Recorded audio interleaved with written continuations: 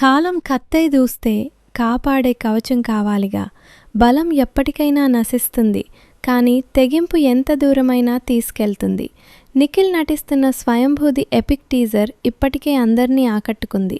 ఈ కథ మన చరిత్రలోని కొన్ని అద్భుతమైన, అపురూపమైన ఘట్టాల ఆధారంగా రూపొందిస్తున్నట్లు తెలుస్తుంది.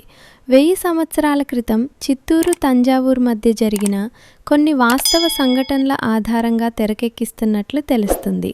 టీజర్లో మనం చూసిన అద్భుతమైన విజువల్స్ ఆ సినిమా యొక్క స్కేల్ని, రేంజ్ని తెలియజేస్తున్నాయి. కాలం కత్తై దూస్తే కాపాడే కవచం కావాలిగా. బలం ఎప్పటికైనా నశిస్తుంది, కానీ తెగింపు ఎంత దూరమైనా తీసుకెళ్తుంది. ఒక వ్యక్తిని కోల్పోతే రాజ్యాన్ని కోల్పోయినట్లే. ఇది నీతి కాదు, నిజం లాంటి డెప్త్ ఉన్న డైలాగులతో, అద్భుతమైన విజువల్స్తో ఆకట్టుకుంది ఎపిక్ టీజర్. ఠాగూర్ మధు సమర్పణలో వస్తున్న ఈ సినిమాకు KK Senthil Kumar cinematography, Ravi Basrur music, Thammiraju editing అందిస్తున్నారు. సంయుక్త మీనన్, నభా నటేష్లు నిఖిల్కి జోడిగా నటిస్తున్నారు. భరత్ కృష్ణమాచారి డెబ్యూగా దర్శకత్వం వహిస్తున్న సినిమా ఇది.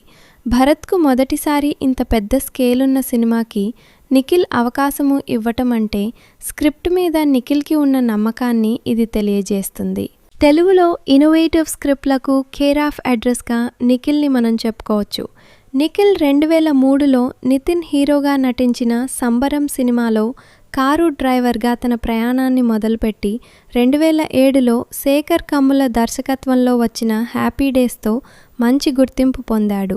ఆ తర్వాత యువత, స్వామి రారా, కార్తికేయ, ఎక్కడికి పోతావు చిన్నవాడా, కార్తికేయ 2 సినిమాలతో ఒక విలక్షణమైన హీరోగా తెలుగు ప్రేక్షకుల మనసులు దోచాడు.